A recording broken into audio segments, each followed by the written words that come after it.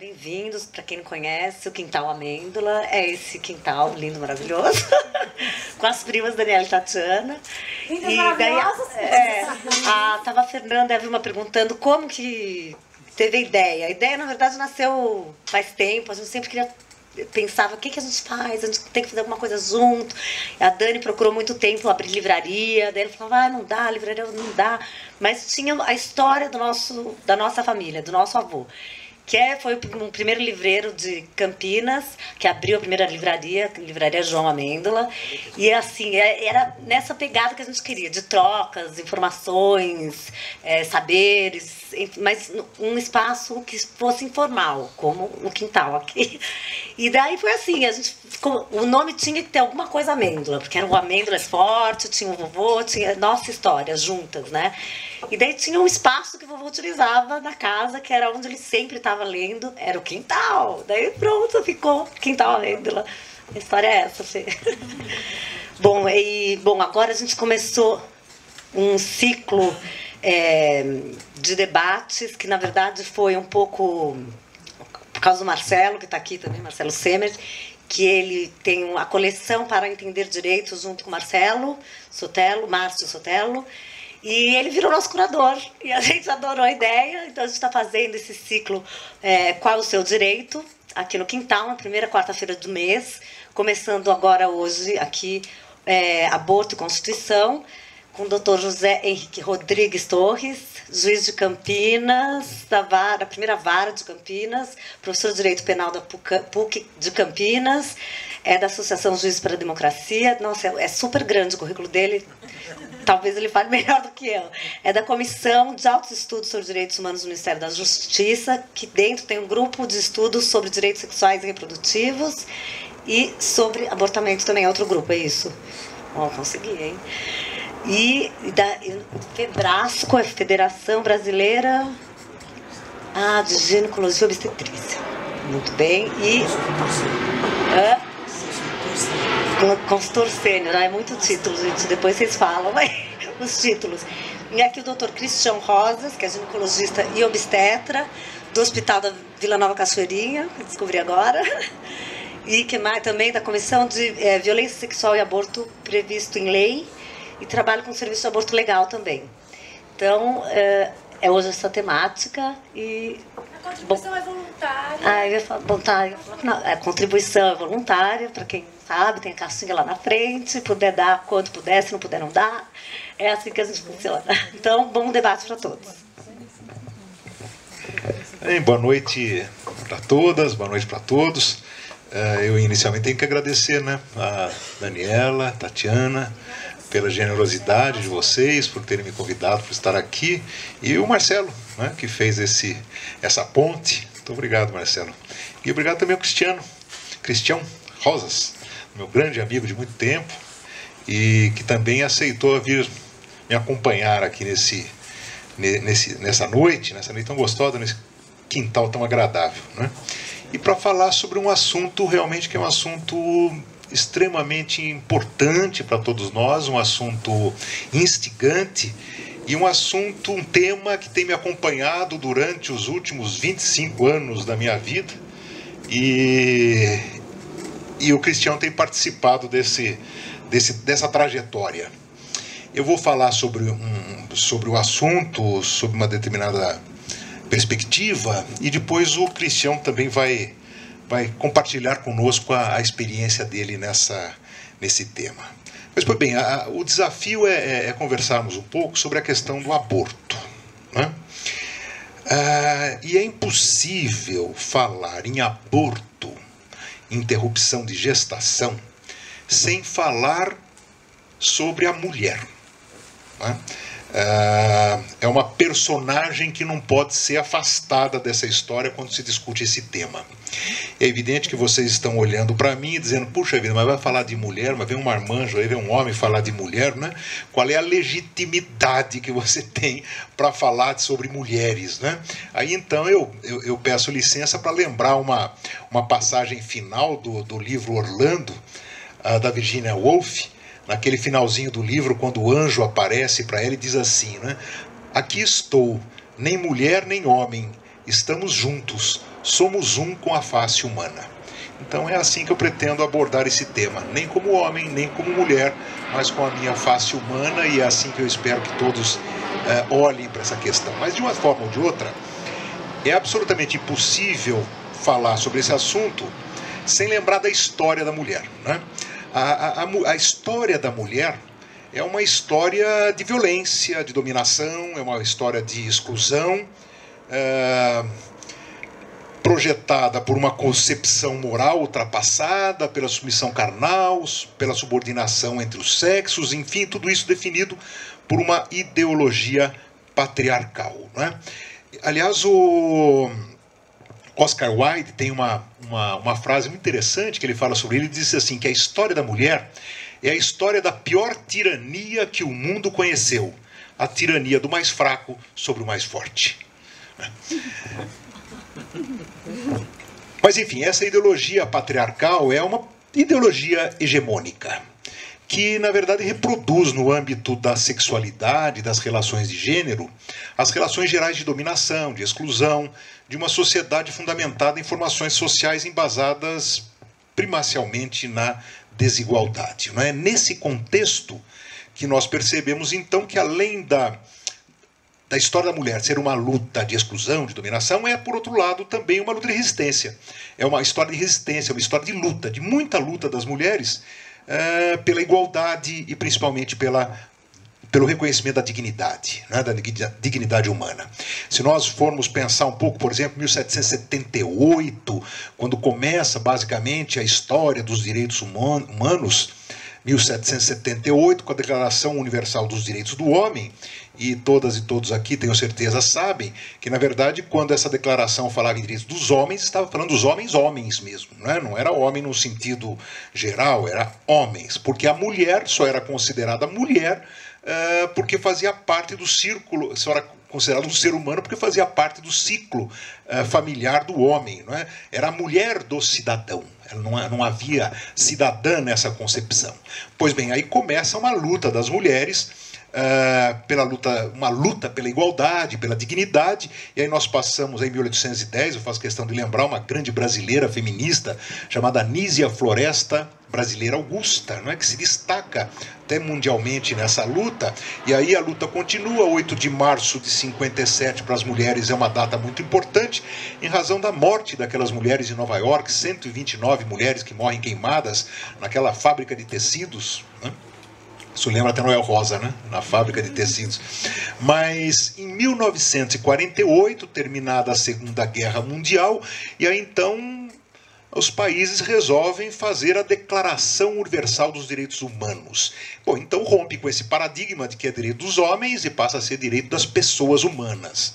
Mas, de qualquer forma, não há uma consideração específica aos direitos das mulheres. E aí começa um processo no Sistema Internacional de Direitos Humanos para reconhecer o direito das mulheres, né? E as mulheres continuam na sua luta. E nós chegamos na década de 60, com as lutas feministas, Simone de Beauvoir e tantas outras mulheres que levantam a bandeira feminista e, inclusive, nessa época, cunham aquela frase de que sem as mulheres os direitos não são humanos, né? A luta continua das mulheres até que em 1979 há uma grande conquista normativa, que é a Convenção para a Eliminação de Todas as Formas de Discriminação contra a Mulher, a CEDAW, né? Em 79. E em 1994 acontece algo que é absolutamente é muito importante para a luta das mulheres, para todas as mulheres, que é a Convenção do Cairo, no Egito, né? Essa convenção é uma convenção, a Conferência Internacional de População e Desenvolvimento em Cairo. Ela marca a história de uma luta por direitos das mulheres, porque ela vem no momento que ela rompe com o paradigma. E vejam bem o que acontece com a Declaração de Cairo, que o Brasil subscreve, né? Ratifica. Afirma o compromisso do sistema de direitos humanos com as questões atinentes à reprodução. Afasta dos sistemas jurídicos dos países subscritores, como o Brasil, a concepção patriarcal de controle da sexualidade das mulheres e reconhece a necessidade de se garantir a liberdade de autodeterminação para um planejamento democrático. deslocando a questão demográfica para o âmbito das questões relativas aos direitos humanos. Isso foi uma conquista imensa e uma mudança total de paradigmas na luta pelos direitos das mulheres. Então, Cairo reconhece, vejam que interessante, reconhece que é um direito da mulher o controle da sua sexualidade. Eu estou falando em instrumentos normativos, isso não é panfleto, não é pauta de reivindicação, nós estamos falando de instrumentos normativos, né, com vigência, inclusive, no nosso sistema jurídico. O direito ao controle sobre sua sexualidade, o direito à garantia de sua saúde sexual e reprodutiva, o direito à livre decisão sem coerção, discriminação ou violência, o direito de decidir sobre o exercício da maternidade, o direito à informação e acesso a serviços para exercer seus direitos e responsabilidades reprodutivas. Então, parece-me que, nesse momento, as mulheres, através desses tratados, eu estou ouvindo aqui aquela música do Chico Buarque de Holanda, né? Quando ele dizia assim, talvez eu possa falar isso em nome das mulheres, a gente quer ter voz ativa no nosso destino mandar. Né? É exatamente isso que significa Cairo. Né? E aí então vem Beijing, em 1995, aí acontece uma coisa absolutamente extraordinária e incrível. Olha só o que ficou inscrito em Beijing. Né? Os direitos das mulheres são direitos humanos. Não é uma coisa extraordinária? A humanidade, através de um tratado, reconhece que as mulheres são seres humanos. É uma coisa incrível. Né? Talvez depois daquele momento em que a humanidade reconheceu que as pessoas negras são seres humanos, talvez seja esse o segundo grande momento da humanidade. Reconhecemos que as mulheres são seres humanos. Né? A gente dá risada, brinca com isso, mas a gente pode aquilatar que ponto chegaram as violências e as discriminações das mulheres para que as nações precisassem criar um tratado e afirmar isso expressamente. Né? Mas, enfim, em Beijing, então, enfatiza-se a necessidade da garantia da autodeterminação, da igualdade, da segurança sexual e reprodutiva das mulheres para a plena vivência da saúde sexual e reprodutiva. E aí, então, esse sistema normativo começa a reconhecer de uma forma mais clara a existência de direitos sexuais e reprodutivos e reconhece e proclama a sexualidade da mulher. Quer dizer, reconhece a sexualidade da mulher como algo que faça parte da própria dignidade humana, da dignidade das mulheres. E em Pequim, isso é reconhecido claramente em 1995, há um tratado de Pequim. E em 95 também, Belém do Pará, né, em Belém do Pará é realizada mais uma convenção, a Convenção Interamericana para Prevenir, Punir e Erradicar a Violência contra a Mulher. E essa foi a primeira vez que no Concerto Internacional de Direitos Humanos é tratada da violência a violência da mulher contra a mulher é tratada em um tratado internacional. Foi a primeira vez que esse assunto é enfocado. Isso aconteceu em Belém do Pará. E aí então nós começamos a reconhecer o ciclo de violência em que estão inseridas as mulheres. E aí nós constatamos que 30% das mulheres tiveram a sua primeira relação sexual de maneira forçada.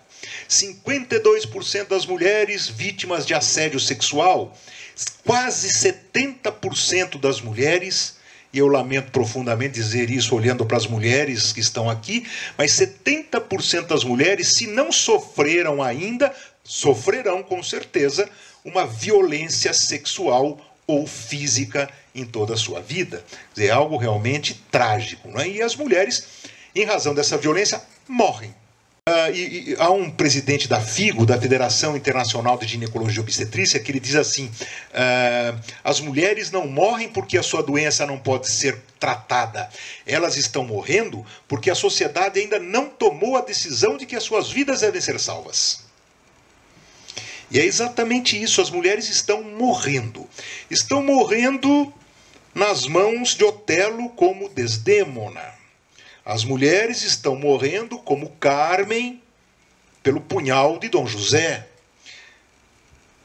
Estima-se que o IPEA fez um estudo que revela que por dia morrem 15 mulheres por dia no Brasil vítimas dessa violência. Mas elas morrem também, não especificamente diretamente por essa violência, mas morrem em razão da ideologia patriarcal, morrem como Madalena de Paulo Honório, do São Bernardo, né, de Graciliano Ramos, morrem como Inocência, de Tonet, morrem como Madame Bovary, de Flaubert, morrem como Luísa, né, do Primo Basílio, de Eça de Queiroz, morrem como Ana Karenina, de Tolstói, e morrem, sobretudo, de aborto inseguro. O Carlos Carreira faz uma adaptação no cinema do filme, do livro de Eça de Queiroz, O Crime do Padre Amaro, e mostra muito bem isso, não é? Quando uma mulher morre ao praticar um aborto inseguro. E aí, então, nós chegamos a um ponto extremamente preocupante para todos nós, né? Se nós observarmos, há dados oficiais da Organização Mundial de Saúde que confirmam que morrem por ano no mundo 47 mil mulheres em razão de aborto inseguro. 47 mil mulheres. E esse número melhorou, porque há pouco tempo era 60 mil, em razão de assistência, em razão... 400 por dia, um jumbo cheio de mulheres todo dia caindo. É uma coisa assim... Se nós fizermos a conta, é algo assim aterrador, né? Dá uma morte a cada alguns minutos. Uma morte a cada 11 minutos. Desde que eu estou falando aqui, já morreram algumas mulheres. Né? É uma coisa terrível pensar nisso. Né? Na América Latina, de 21% a 24% das mortes maternas ocorrem em razão da morte por aborto inseguro. São 40 mulheres realizam um abortamento inseguro a cada minuto no mundo. A mortalidade materna, se nós... É uma pena que vocês não possam ver o mapa aqui, mas eu posso até virar aqui para vocês verem. Aliás, esse mapa aqui eu ganhei do Cristiano. Mostra muito bem a mortalidade materna, né, que ela, a localização da mortalidade materna no mundo. E aí, então, você pega onde os países recrudescem com o aborto, que criminalizam o aborto de uma forma mais intensa, e vejam só o que acontece. Olha, isso não é uma coincidência. Ou seja, os países que criminalizam o aborto com maior intensidade têm os maiores índices de morte materna. Né? E não é só morte. As mulheres que escapam da morte acabam sofrendo sequelas físicas e psíquicas terríveis. O Cristiano depois pode falar até mais, com maior autoridade sobre isso. Mas são infecções, doenças inflamatórias, anorgasmia, limitações da vida diária sexual. Enfim, é uma série de consequências físicas, consequências sociais, consequências psicológicas, filhos na orfandade, famílias destruídas. Enfim, é uma tragédia realmente. E em razão de tudo isso, lá em Cairo, em 94, os países, inclusive o Brasil, né, afirmam o seguinte, que os estados não devem promover o aborto como método anticonceptivo, mas reconhecem que o aborto é um problema de saúde pública. É evidente, ninguém prega que o aborto seja utilizado como método anticonceptivo, não existe quem faça isso, mas é um problema de saúde pública. E lá em Beijing, em 95, naquele tratado ao qual eu me referi, o Brasil se compromete com os demais estados a rever a sua legislação repressiva relacionada ao aborto. Desde 95 já se passaram, então, quantos anos, e nós não cumprimos ainda esse compromisso, que é reafirmado em 2006 no encontro de Nova York. Pois bem, o que eu quero dizer é o seguinte, que o Sistema Internacional de Direitos Humanos, em todos os seus tratados e convenções, firmou uma posição já muito clara, consagrando o princípio que os estados devem assumir o aborto como uma questão de saúde pública e promover a exclusão de todas e quaisquer medidas punitivas impostas às mulheres que realizam a interrupção voluntária da gravidez. Isso está expresso ficou expresso na 20ª sessão da CEDAW, na recomendação número 24. Pois bem, os comitês da ONU, o Comitê PITESC, o Comitê CEDAW, o que é isso? Para quem não conhece o Sistema Internacional de Direitos Humanos, essas conferências às quais me referi, quando elas são feitas, cria-se então um comitê para acompanhar a sua aplicação. E esses comitês se reúnem de tempo em tempo, cobram os estados e etc. E esses comitês têm afirmado constantemente, em várias oportunidades, têm afirmado o seguinte, que a criminalização do aborto é incompatível com a garantia da saúde das mulheres, que as coisas são incompatíveis. Isso é afirmado constantemente. No plano de ação de Beijing, mais uma vez isso é afirmado, a incompatibilidade da criminalização do aborto com assistência à saúde às mulheres. O Parlamento Europeu, olha o que o Parlamento Europeu disse sobre isso.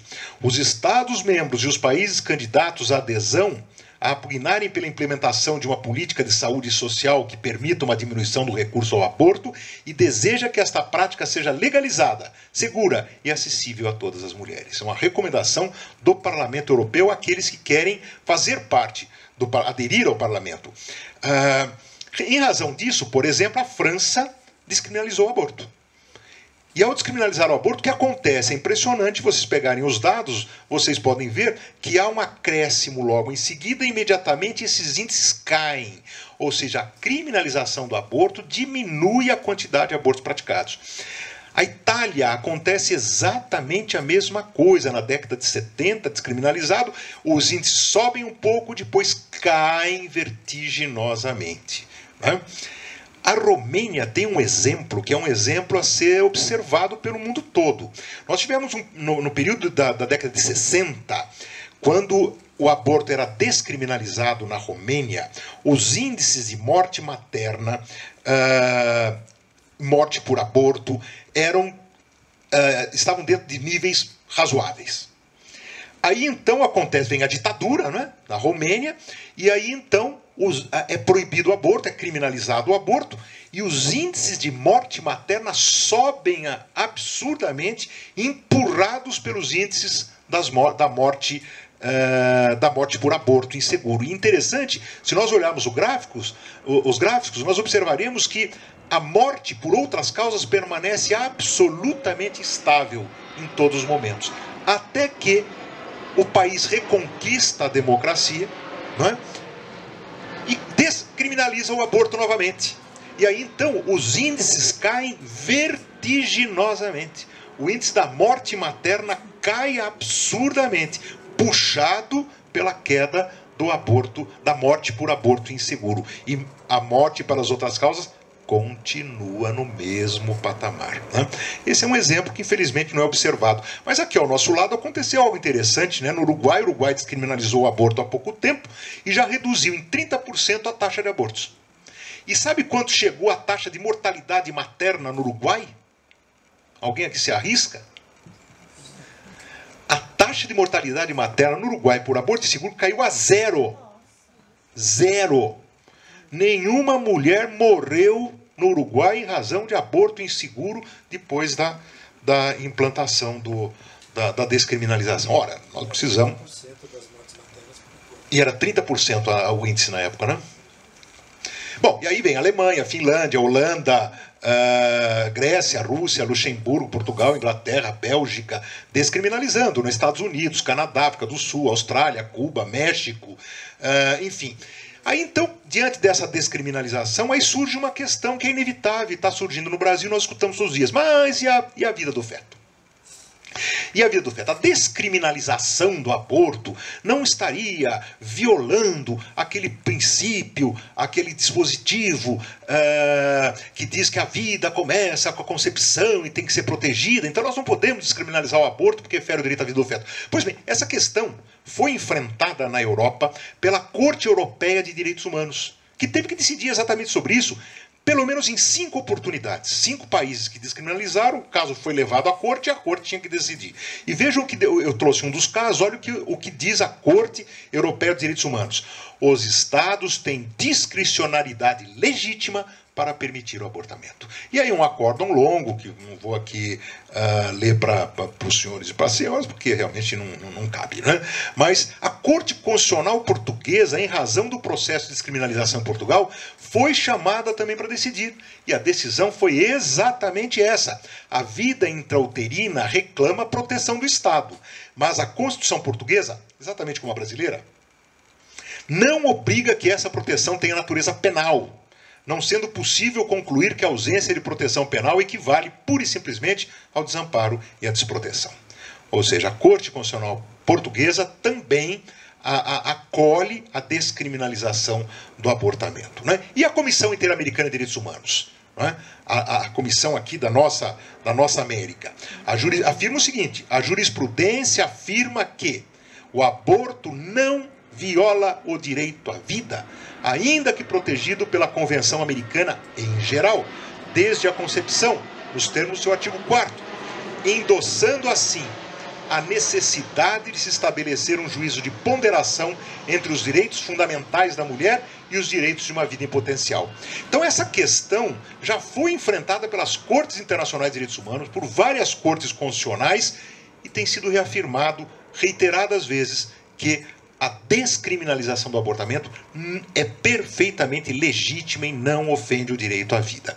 E isso foi afirmado também pela Corte Constitucional da Bolívia, da Argentina e da Colômbia, que, embora não tenham declarado diretamente a inconstitucionalidade da criminalização, ampliou, em todos esses países, ampliou muito as possibilidades de aborto legal nesses 3 países, fazendo sempre essas afirmações, que deve haver uma ponderação entre o direito do feto e o direito à vida e dignidade das mulheres de um lado, do outro lado, e também que o aborto não criminoso é um direito das mulheres e uma obrigação do Estado. Aliás, até no âmbito religioso. Em 1994, em Genval, vários teólogos se reuniram e chegaram à conclusão de que tinha que descriminalizar o aborto, em homenagem a vida das mulheres. Depois houve uma outra reunião de teólogos na Tailândia, em Chiang Mai, em 2004, e os teólogos novamente afirmaram a necessidade da descriminalização do aborto. Enfim, para concluir essa parte, eu só queria lembrar que, como diz a Flávia Piovesan, os direitos sexuais e reprodutivos devem ser compreendidos sob a perspectiva dos direitos humanos. E é sob esse prisma que se insere a problemática do aborto. Quer dizer, a questão do aborto está inserida na questão de direitos humanos. E aí, então, resta a última pergunta, né? E o Brasil? Como é que o Brasil lida com essa questão? Como é que nós temos trabalhado com isso? O Brasil, um Estado social, democrático, de direito, que resposta tem dado a esse problema terrível de saúde pública, esse problema de dignidade, de igualdade das mulheres? Que solução? Como é que nós enfrentamos? E eu aqui até faço uma pausa para observar que nós não estamos falando em estímulo ao aborto. Nós não estamos aqui questionando quem é contra ou a favor. Aliás, esse é um falso dilema, esse é um falso problema, é uma falsa questão. Seríssimo problema de saúde pública. E o Brasil enfrenta da seguinte forma, de uma maneira muito simplista, diz o seguinte: o abortamento é crime. Tá tudo certo. O abortamento é crime. Então, se a mulher pratica o abortamento, detenção de 1 a 3 anos. Se é alguém que pratica sem o consentimento, 3 a 10 anos de reclusão. E com o consentimento da mulher, reclusão de 1 a 4 anos. Então, realmente, o Brasil optou pela criminalização. Então, para encerrar essa minha reflexão, eu faria uma pergunta.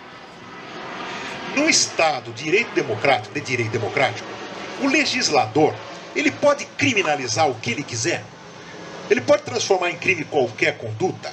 Ou existem parâmetros, existem princípios que regulam essa atividade do legislador? E eu respondo com toda tranquilidade: existem limites. Esses limites têm que ser obedecidos, tanto para criminalizar como para manter a criminalização. Então eu vou colocar 3 princípios para que nós juntos pensemos neles. Primeiro, princípio da idoneidade. O que dispõe, o que afirma o princípio da idoneidade em matéria de criminalização de condutas? Né? Quando o Estado criminaliza uma conduta, quando opta para criminalizar uma conduta, porque percebem que nem tudo é crime. As coisas não são crime naturalmente. O crime não existe naturalmente. Né? O crime ele é criado pelo legislador. O legislador escolhe uma conduta, para controlar essa conduta, criminaliza, ameaçando de pena quem praticar essa conduta. De uma maneira muito simplista, é assim que funciona. Né? Então a gente pergunta o seguinte: foi útil? A criminalização é útil? Quer dizer, ela está resolvendo o problema? Se é que a criminalização do aborto foi criada para proteger a vida dos fetos e para resolver o problema do aborto, isso tem funcionado? Tem sido útil? Ora, Aí basta lembrar que no Brasil são praticados aproximadamente 700 mil abortos todos os anos. Índice que melhorou ainda, né? Porque era 1 milhão até pouco tempo. 700 mil mulheres praticam aborto todos os anos no Brasil. Uma em cada 5 mulheres no Brasil já praticou aborto. Está lá na Pesquisa Nacional do Aborto 2010, uma pesquisa grande que foi feita com as mulheres. Internações no SUS em razão de abortamento, 205 mil internações em 2013, e dessas internações, 150 mil internações no ano de 2013 por aborto, interrupção induzida da gestação. Ou enfim, de uma maneira bastante simples para não me estender muito, a criminalização do abortamento tem sido inútil, tem sido inidônea, e ela, portanto, viola o princípio da idoneidade. Segundo princípio, eu vou falar rapidamente sobre 3. Princípio da racionalidade. Quando o legislador criminaliza uma conduta, ele em seguida tem que perguntar quais foram os custos sociais dessa criminalização. Quer dizer, a criminalização não pode gerar mais problema do que o problema que quis controlar com a criminalização. E ora, o que está acontecendo? Aborto inseguro. A criminalização joga a mulher para o aborto seguro, para a marginalização. E aí então são abortos praticados com soda cáustica na vagina. Eu soube de um caso de um tiro de 38 na barriga. E coisas estapafúrdias que vocês nem imaginam. O Cristian podia relatar isso na experiência médica dele, as coisas pavorosas que a gente acaba vendo com relação a isso. Ou seja, o aborto inseguro é terrível. É terrível porque, por exemplo, 20% das mortes maternas no Maranhão, aborto inseguro. Salvador é a primeira causa de morte materna desde 1990. A terceira causa de morte materna em São Paulo, quinta causa mais frequente de internação. Enfim, uma mulher morre a cada 2 dias, pelo menos, no Brasil, mais ou menos, uma coisa assim, até mais um pouco, né? Um pouco mais que isso. Eu estou até diminuindo os dados. Um dia sim, um dia não, morre uma mulher no Brasil por causa de aborto inseguro. E fora as sequelas que eu já mencionei. Enfim, a criminalização do aborto causa tantos danos, tantos prejuízos, tantos problemas, que é pior que são piores do que aqueles problemas que o próprio aborto acarreta. Portanto, há uma violação do princípio da racionalidade. E vou para o terceiro princípio.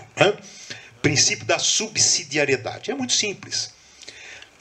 O sistema de criminalização, eu acho que todos aqui aprenderam muito bem com o Marcelo, aquela exposição dele. O sistema de criminalização é um sistema violento. É o sistema, desculpe minha expressão, é o sistema da porrada, da violência. Causa muitos males. Então tem que ser um instrumento que o Estado tem que guardar, a sociedade tem que guardar, para a última alternativa, a última ratio, nós falamos. Para a última alternativa, quando não tem mais nada. Aliás, eu até me arriscaria a dizer o seguinte: quando a sociedade fracassa para resolver um determinado problema, aí ela apela para o direito penal, apela para a ignorância. Ou seja, cada vez que nós criminalizamos uma conduta, nós reconhecemos que fracassamos. Não sei mais o que fazer, fracassamos, então paciência, vamos para a porrada, vamos para o direito penal, vamos prender os outros, porque nós não sabemos fazer outra coisa. Bom, fizemos isso com o abortamento.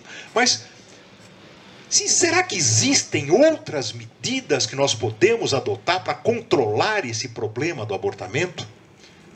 É evidente que existem outras providências de políticas públicas, e eu citaria algumas.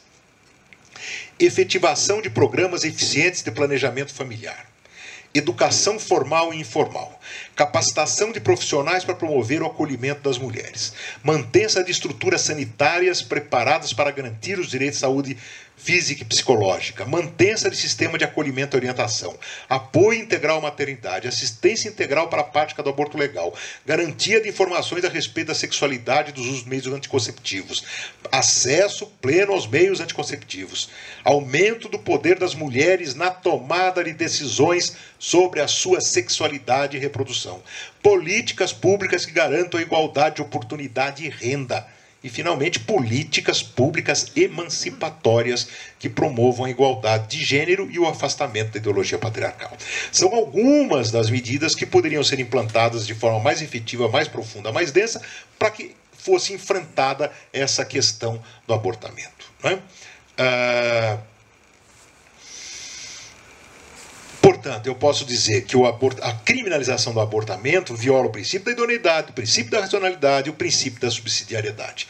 Portanto, não pode mesmo subsistir. Aliás, podemos lembrar mais algumas coisinhas rapidamente. Por exemplo, não se deve criminalizar a conduta de uma forma simbólica, ou seja, para fazer de conta que estamos enfrentando o problema. Isso é muito comum aqui no Brasil, não é? Quando não consegue resolver um problema, então o deputado vai lá, faz um crime, aumenta a pena. Bom, ele sabe que não vai dar certo, mas todo mundo vai bater palma, porque pelo menos ele tomou a providência dele. A culpa é dos juízes que não aplicam, da polícia que não... Enfim, é culpa dos advogados que não deixam prender os outros. Enfim, mas quem fez a lei fica satisfeito. Isso é simbólico, isso não se deve fazer. Não se deve criminalizar uma conduta para impor uma determinada concepção moral. E é isso que se faz com a criminalização do abortamento. É imposição de pauta de comportamento moral no âmbito da sexualidade. E terceiro, não se deve criminalizar condutas frequentemente aceitas e praticadas por significativa parcela da população. 700 mil mulheres praticam o aborto. Ora, não é possível que se criminalize essa conduta dessa forma, não é? Então, a criminalização... Terminando, a criminalização do aborto viola os princípios jurídico-penais, não tem sido eficaz, acarreta terríveis sequelas para as mulheres e até a morte, viola princípios constitucionais, viola princípios de direitos humanos, é incompatível com o sistema de proteção dos direitos das mulheres, está sendo mantida com um enorme custo social, impede a implantação de medidas eficazes para o enfrentamento desse problema de saúde pública, é mantida com embasamento nos paradigmas de uma ideologia patriarcal de dominação, e agora, terminando, eu digo com maior tranquilidade, que eu acredito, estou absolutamente convencido, de que a criminalização do aborto não tem sido mantida para salvar a vida de feto, coisíssima alguma. A criminalização do aborto é mantida como um instrumento perverso de controle ideológico da sexualidade das mulheres. É por isso que não se pensa em descriminalizar o aborto. Enfim, a criminalização do aborto atenta contra a vida e a dignidade das mulheres. Talvez nós devêssemos ouvir um pouco mais Fernando Pessoa, né? Quando ele diz assim que há um tempo que é preciso abandonar as roupas usadas, que já têm a forma do nosso corpo, e esquecer os nossos caminhos, que nos levam sempre aos mesmos lugares. É tempo da travessia. E se não ousamos fazê-la, teremos ficado para sempre à margem de nós mesmos. Fernando Pessoa. Mas é preciso lembrar que, pelo menos em 2 situações, o aborto não é criminoso no Brasil. Pelo menos em 2 hipóteses, que a lei prevê. Né? O aborto necessário, se não há outra forma de salvar a vida da gestante, e o aborto, o nome é horroroso, né? Aborto sentimental. Parece música do Altemar Dutra, né? Aborto sentimental. Mas enfim, o nome é esse que se dá, nós não vamos ficar aqui discutindo o nome. Como dizia o Carlos Drummond de Andrade, lutar com as palavras, a luta mais vã, entanto lutamos, mal rompe amanhã. Não vamos ficar aqui lutando com as palavras. É isso que eles falam, então vamos falar. Que é o aborto para interromper a gestação decorrente de um estupro ou de um crime contra a dignidade sexual de uma forma geral. Pois bem, e é sobre esse ponto que nós gostaríamos que o Cristian falasse para a gente. Né? Nós temos esses 2 dispositivos, pelo menos desde 1940, e a grande pergunta é essa: será que nós garantimos às mulheres a prática do aborto não criminoso, do aborto legal no Brasil? O Comitê de Direitos Humanos da ONU já afirmou que negar acesso ao aborto legal é uma violação dos direitos mais básicos da mulher. Se nós estamos garantindo esses direitos, me desculpem para quem já me ouviu falar isso, mas eu gosto tanto desse verso, dessa música, que eu até brinco com a Júlia, falo assim, qualquer palestra que eu falo sobre qualquer assunto, eu dou um jeitinho de enfiar esse verso, né? Porque tanto que eu gosto. É um verso de uma música do Fado Tropical, do Chico Buarque de Holanda, com o Rui Guerra. Então tem um verso que diz o seguinte: se a mão fica distante do coração, é porque existe uma grande distância entre intenção e gesto. Ou seja, nós chegamos num momento que nós precisamos aproximar a mão do coração. Nós precisamos transformar em gesto aquilo que está nas intenções da lei. Não é? Já temos direitos reconhecidos, já temos na lei, já temos os tratados internacionais de direitos humanos, as manifestações das convenções, bem, mas precisamos realizar isso, precisamos tornar esse direito efetivo. Não é? E é para isso exatamente que tem sido feito um imenso trabalho. E eu acho que o Cristian tem todas as condições de nos contar qual tem sido esse desafio nesses últimos 20 anos, o que tem acontecido no Brasil, para que se pudesse garantir para as mulheres a realização, pelo menos, da prática do abortamento nessas duas hipóteses. E depois nós podemos conversar sobre o assunto. Obrigado pela atenção generosa de vocês.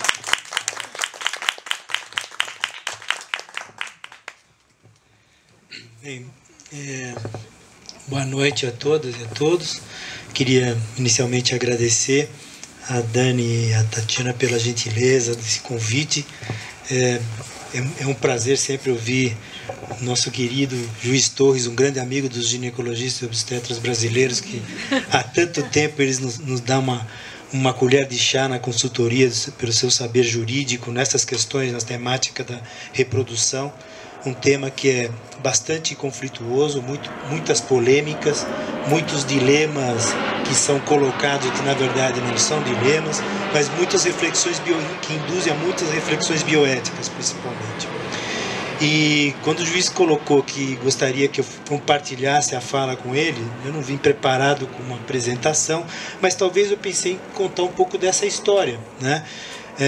Com relação ao atendimento as mulheres em situação de abortamento legal e toda a dificuldade que elas têm enfrentado em nosso país para ter garantido o direito, né, o exercício de um direito civil, um direito constitucional, um direito legal.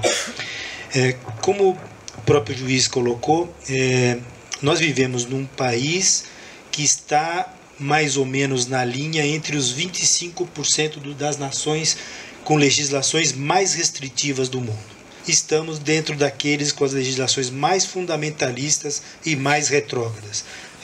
Numa imagem aí do Mapa Mundi, Juiz Torres pôde colocar exatamente como nós nos colocamos, em cor vermelha bem forte, em perigo, em risco para a vida e para a saúde das mulheres, né? Esta situação de restrição dos permissivos legais para a interrupção da gravidez coloca a massa das mulheres brasileiras, quando não percebem ou não têm acesso ao aborto legal e seguro, na clandestinidade, e os métodos para a conclusão desse procedimento são os mais bárbaros possíveis. O juiz fez uma provocação, né?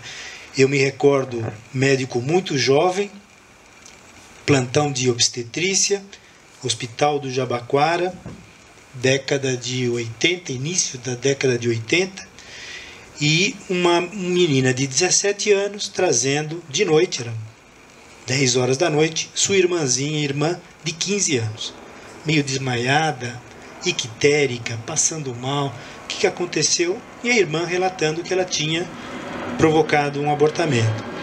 O método, ela tinha tomado Formol, porque ela escutou de uma amiga dela que o Formol induziria o abortamento. Bom, eram 3 irmãs, a de 17, essa de 15 e uma menor de 12, 11 anos. Internamos, menor de idade, 15 anos, vamos chamar o pai. A menina de 17 falou assim: não, pelo amor de Deus, doutor, meu pai mata a gente se souber disso. Ele falou que mata a gente se a gente tivesse uma relação, se fizesse sexo antes do casamento. Imagina, aquela medo, um pai agressivo, um pai que batia na mãe, que não tinha relacionamento, conversa sobre sexualidade, sobre reprodução, mas não tínhamos outra alternativa, porque a menina estava numa situação, já sendo internada para UTI, com falência renal, enfim, uma situação dramática. Quando esse homem chega no hospital e ele se dá conta da situação da filha, ele literalmente caiu de joelhos em pranto.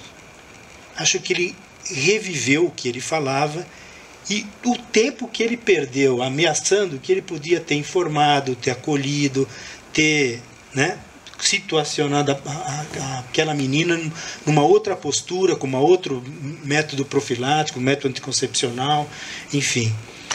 E no meio da noite, da madrugada, essa menina morreu.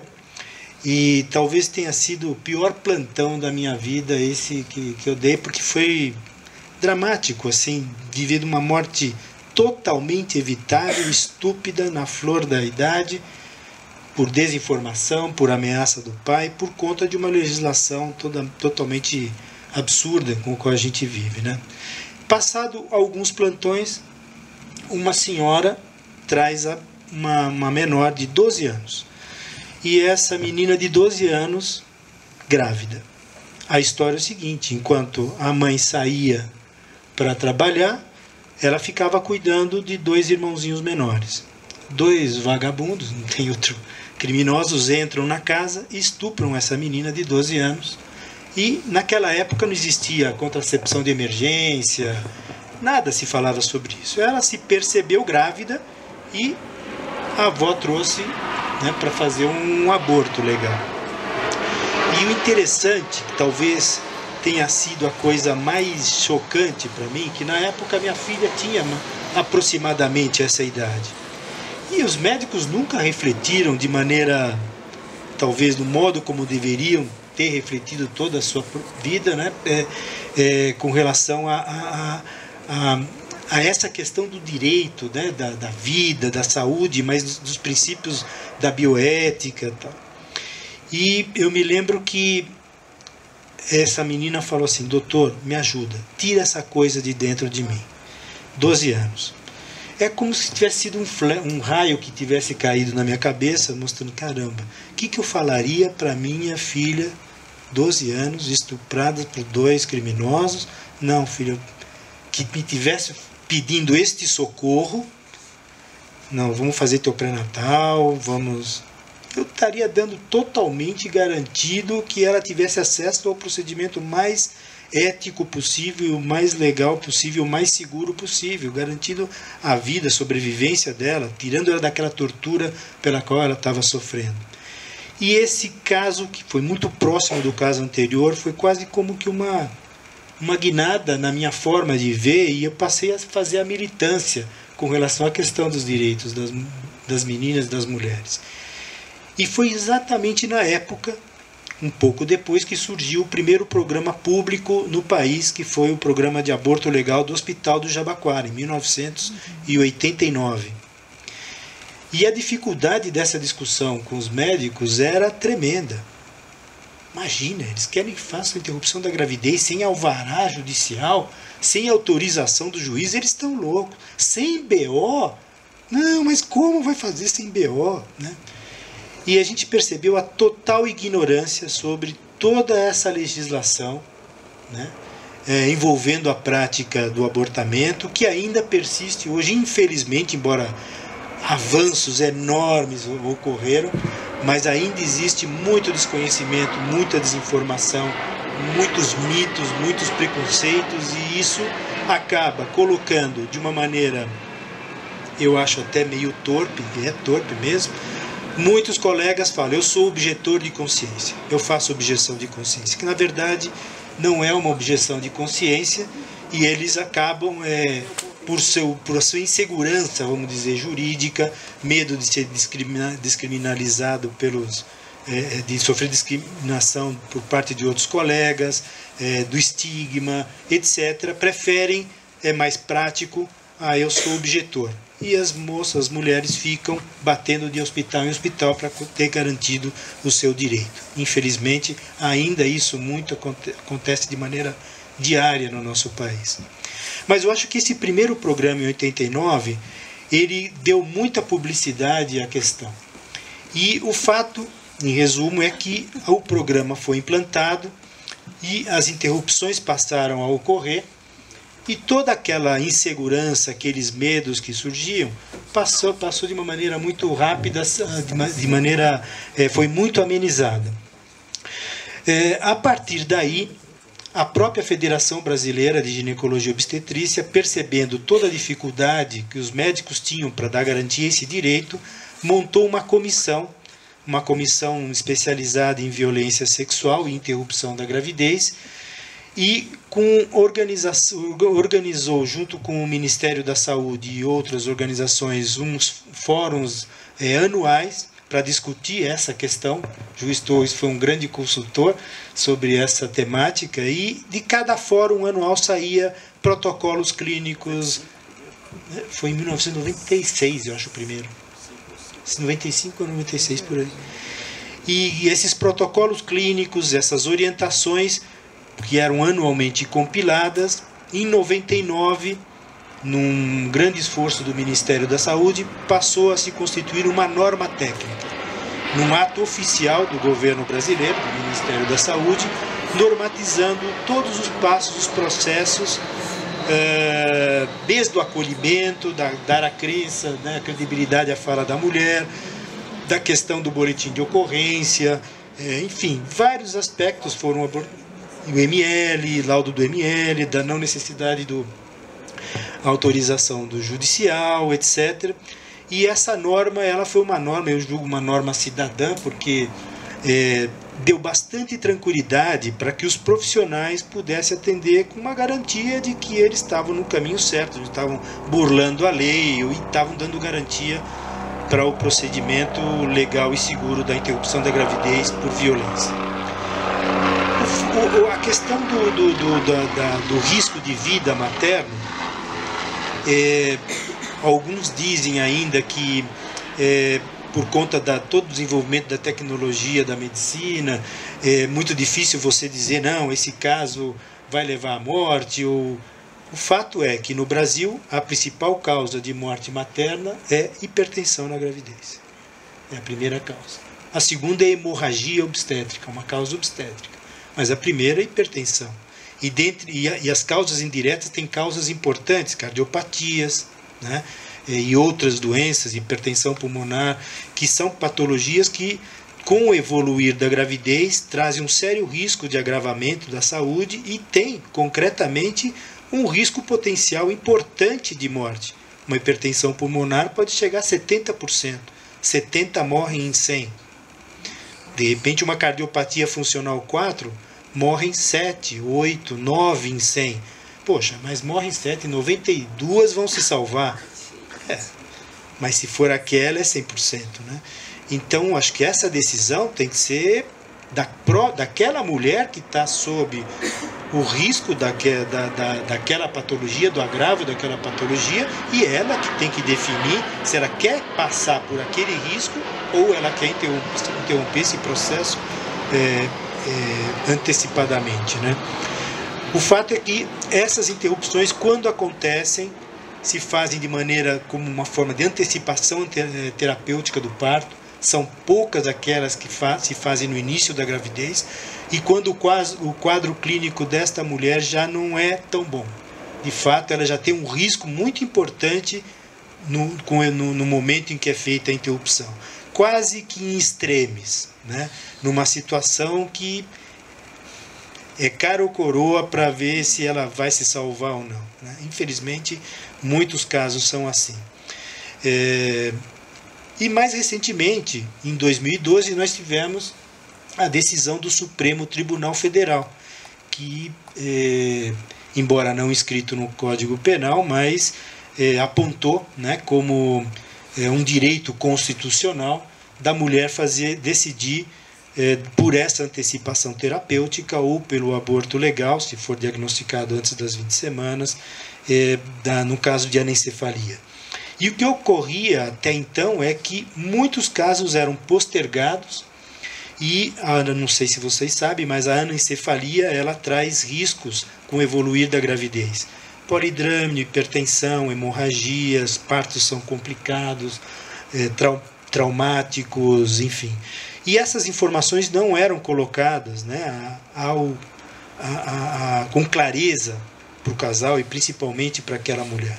E muitas delas enfrentavam uma situação sem saber dos potenciais riscos que elas estavam correndo e podiam muitas vezes 5%, por exemplo, dos partos a termo de um anencéfalo, ela perde um útero. Né? Então existem complicações muito arriscadas do ponto de vista do evoluir da gravidez destas gestantes. E felizmente, com essa decisão da anencefalia por conta do Supremo, essa situação foi muito discutida no âmbito da especialidade.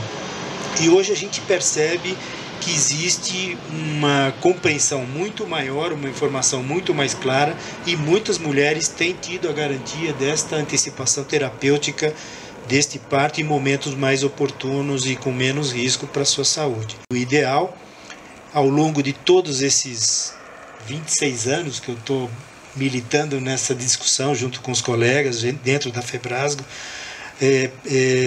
se constituíram equipes ao nível do Brasil, hospitais constituíram núcleos de profissionais, de médicos, ginecologistas, psicólogos, enfermeiros, assistentes sociais, que, sensibilizados pela temática, com capacitações do Ministério da Saúde,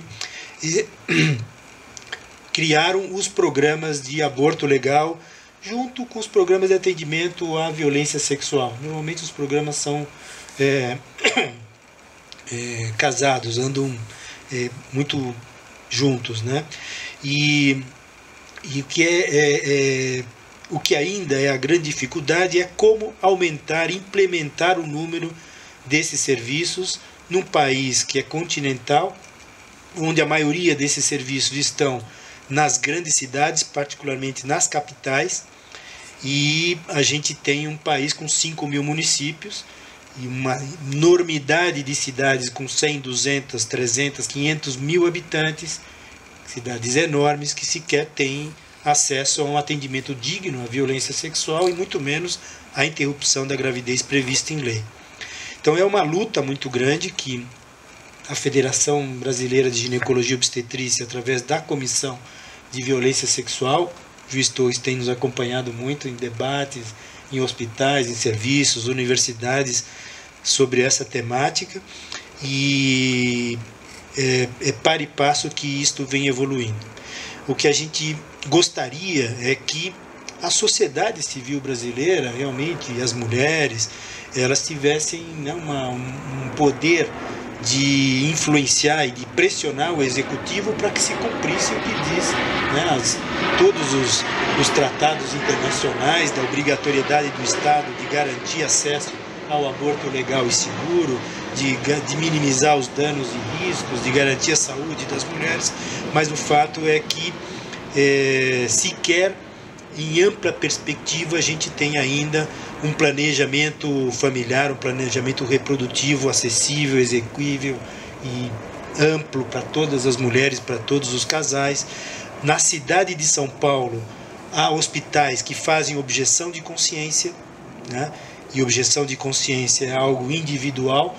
Uma instituição não pode alegar objeção de consciência por ser administrada por uma entidade religiosa.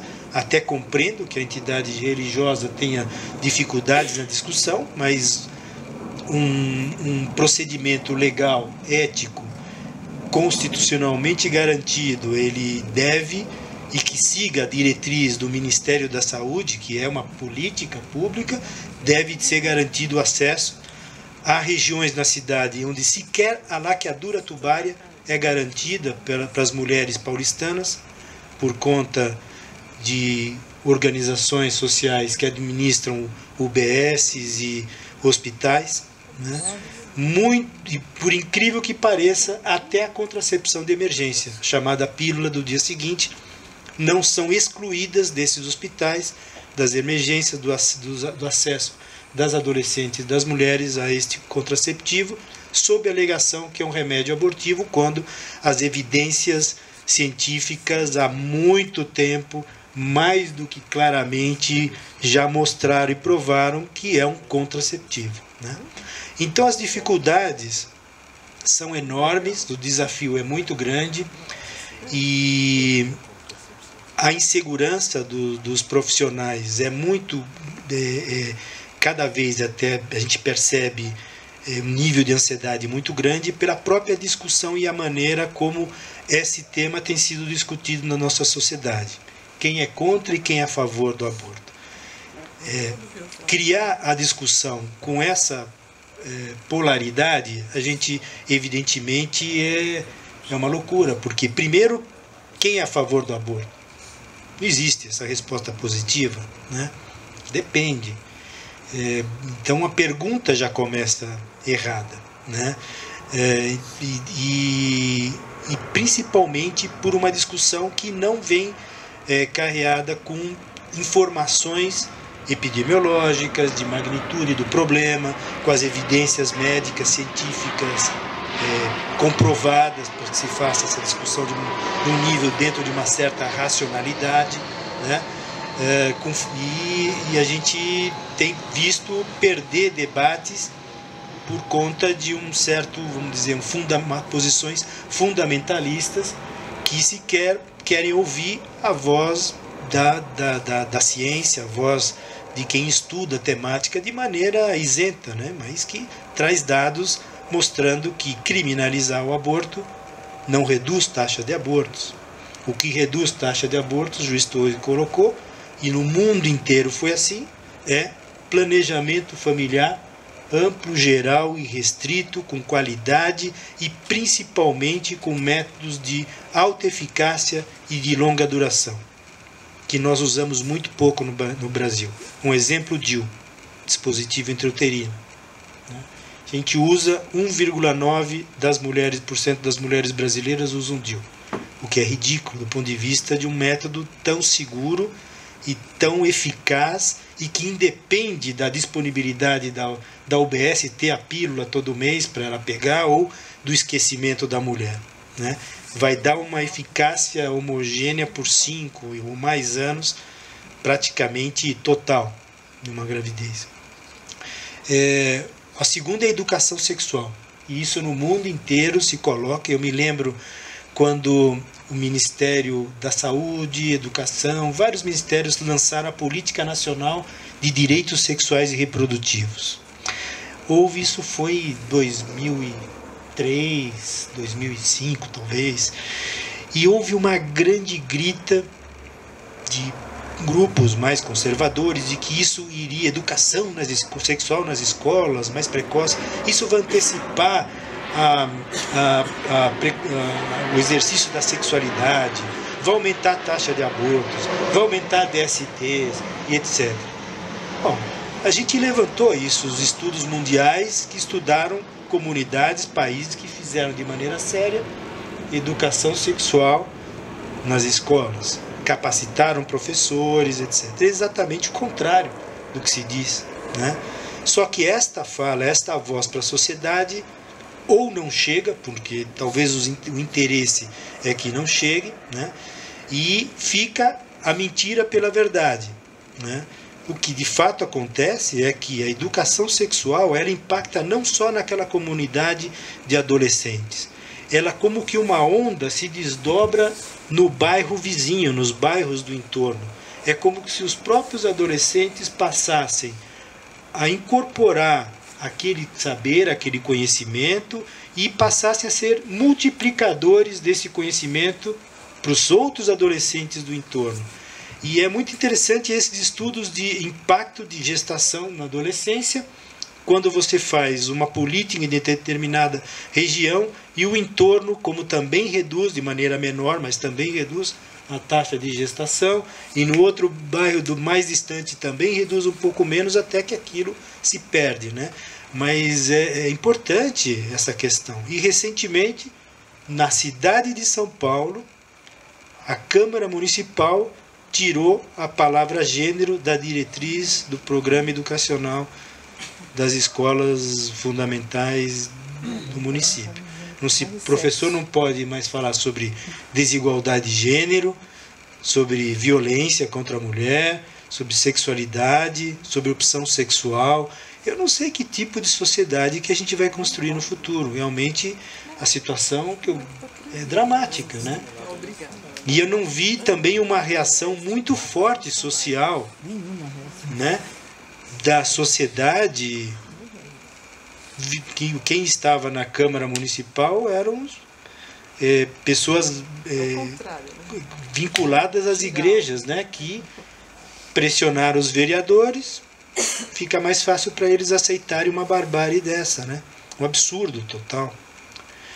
Então essa temática é muito difícil, é terrível, trabalhar com a questão da sexualidade como médico, como profissional de saúde, é muito difícil, existem muitos mitos, preconceitos, né?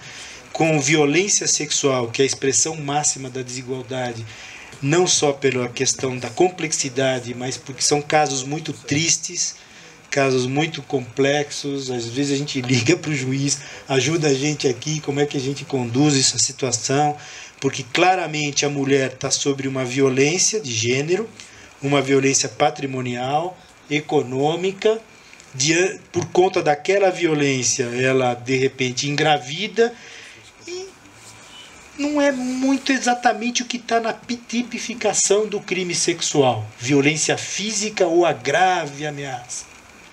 E aí? Parte da equipe fala, pô, mas ela não tinha outra alternativa, ele levava a filha dela embora, ela não pagava a pensão. Mas é estupro? Fica aquela dúvida, né? Metade da equipe acha que sim, metade da equipe acha que não. E se não houver consenso na equipe, por conta da insegurança, acaba-se optando não garantindo aquela interrupção, né? Porque não tem plena convicção de que realmente o crime aconteceu. E essa mulher não tem garantido a sua interrupção, e ela vai procurar a interrupção da maneira que ela achar. Se ela conseguir o medicamento no câmbio negro, na clandestinidade, e hoje essa medicação, por conta do que ela custa, está na mão do tráfico, do pior tipo de pessoa é do tráfico de drogas, né? É mais vantajoso fazer tráfico de medicamento para aborto do que vender crack.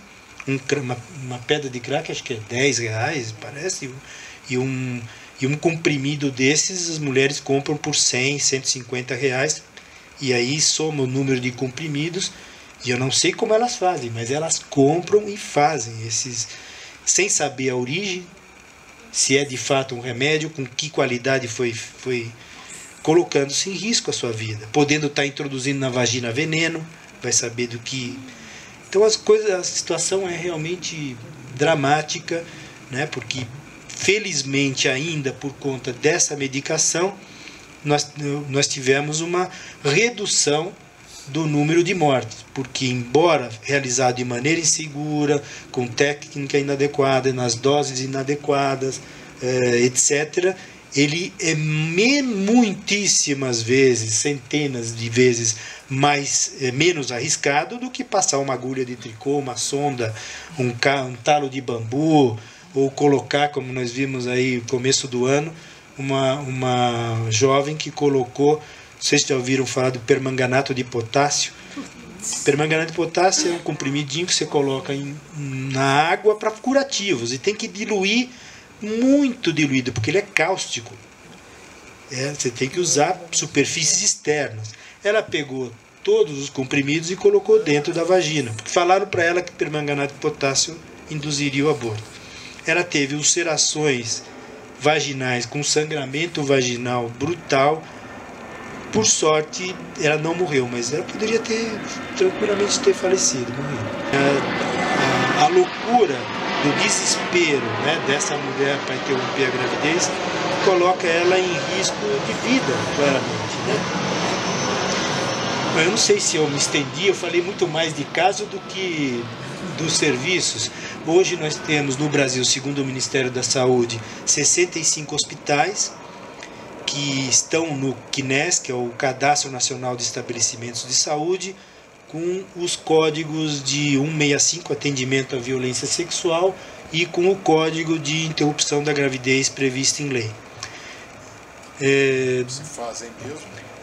Parece que o Ministério diz que boa parte deles tem apontado o código de interrupção da gravidez, de aborto por razões médico-legais, né?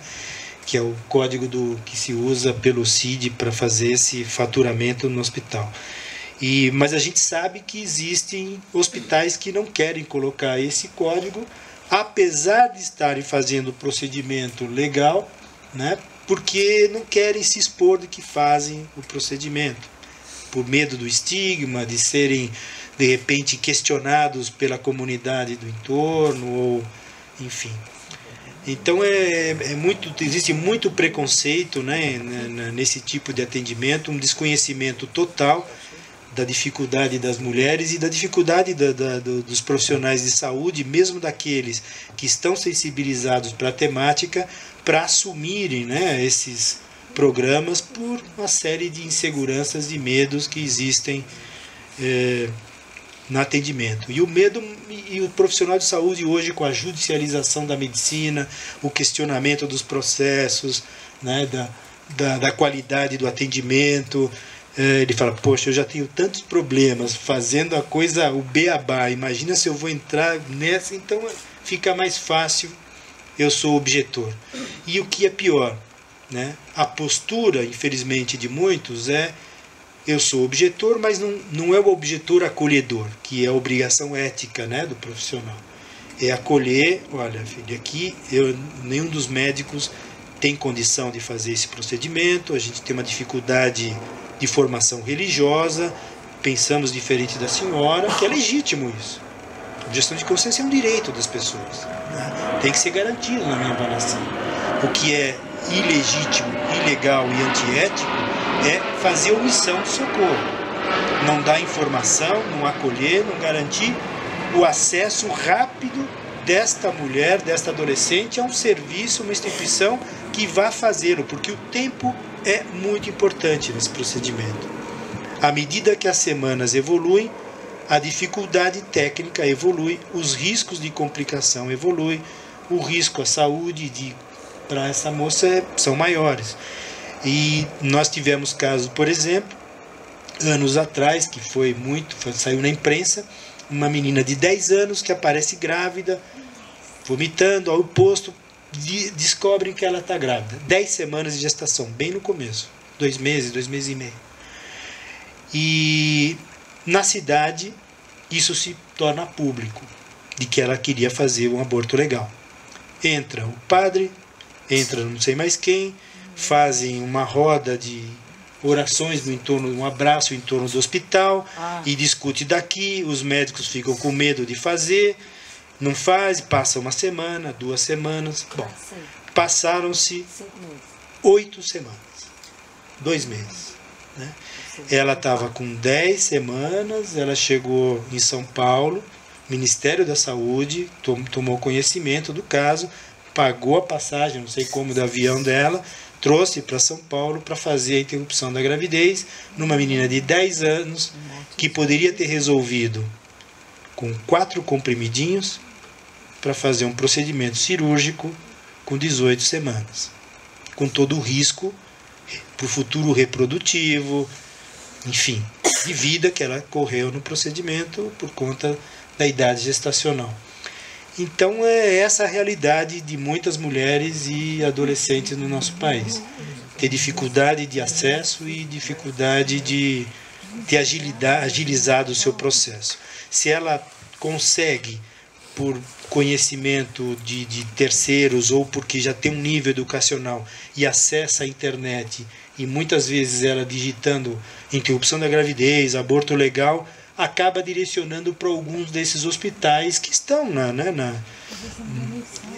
publicamente são conhecidos, que têm núcleos de atendimento, programas instalados, ela tem o acesso mais rápido e tem o seu problema resolvido. Se ela é uma pessoa de nível educacional mais baixo, ela vai ter uma dificuldade maior, porque as informações são sempre através de barreiras, bloqueios, omissões, objeções, e a gestação vai evoluindo, mesmo ela tendo o direito civil a essa interrupção. Né? Gente, vamos abrir, porque eu acho que tem um monte de perguntas. Fazer uma pergunta, Cristian. É o seguinte, aumentou nesses últimos 20 anos a quantidade de malformações devido à tentativa de aborto não sucedida ou não? Isso quando o remédio que hoje é usado, medicamento para fazer a interrupção da gravidez, o misoprostol, ele foi um remédio que antigamente foi lançado e era dado como amostra grátis nos consultórios médicos na década de 80 para tratamento de úlcera e gastrites e tal. E o mundo conheceu este remédio como altamente eficaz para interromper gravidez, promover contrações uterinas, induzir abortamento, pela história das mulheres brasileiras. Foram as mulheres brasileiras que, com acesso facilitado à medicação, passaram a usar como método abortivo. E se viu que causava, realmente, tinha uma alta eficácia. E os primeiros estudos foram com o resultado fetal dos recém-nascidos que nasciam vivos por uso dessa medicação e que por algum motivo não tinham abortado, ou por dose pequena, ou por sei lá que fator. Eu trabalhei no Hospital São Paulo e nascia lá muito mal formado, e os médicos falavam muito que tinha uma das razões era a síndrome de Moebius, né, que se falava não, várias malformações variadas e que se tinham tentativa abortiva, tinham tomado medicações e não tinham conseguido abortar.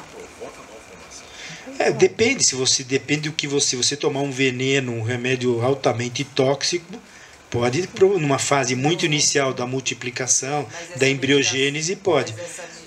Mas o misoprostol que existe, os primeiros estudos tentaram mostrar a questão da relação com a síndrome de Moebius, mas isso não é claro ainda a nível mundial. Alguns estudos mostram alguma coisa, mas não existe uma significância tão importante para comprovar que esse medicamento causa esse tipo de malformação, né?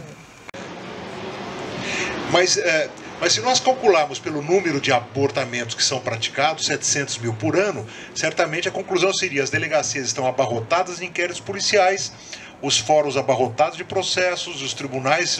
E não acontece, isso é quase inexistente.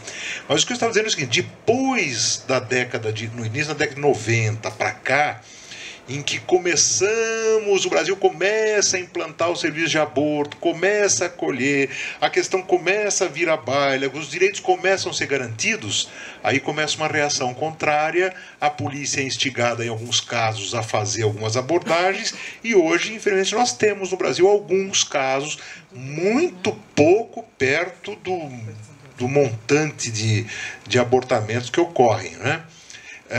Mas acontece de nós encontrarmos até mulher presa por causa de abortamento. E uma coisa muito interessante, que nós fizemos em Campinas uma pesquisa sobre isso, com os processos, inquéritos policiais em que são noticiados os abortamentos. E esses abortamentos são noticiados por médicos, denunciados pelos médicos. E isso significa quebra de sigilo, isso significa prova ilícita. E, entretanto, os médicos não são processados, mas as mulheres são denunciadas, né? E como a pena para o autoaborto é uma pena muito pequena, ela permite aquele acordo, né, para evitar o processo. Por exemplo, naquele caso foi Goiás...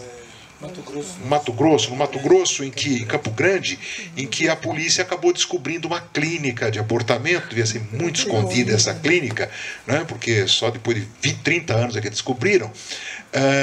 Aí descobriram a clínica, entraram lá, pegaram 10 mil prontuários. 10 mil prontuários. Uma coisa interessante é que alguns prontuários sumiram, né? Desapareceram.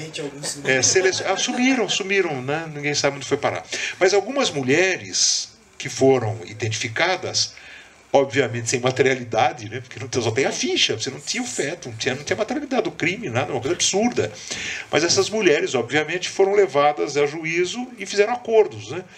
E aí foi imposto a essas mulheres uma pena de prestação de serviço à comunidade para evitar o processo, e todas elas foram trabalhar em creches.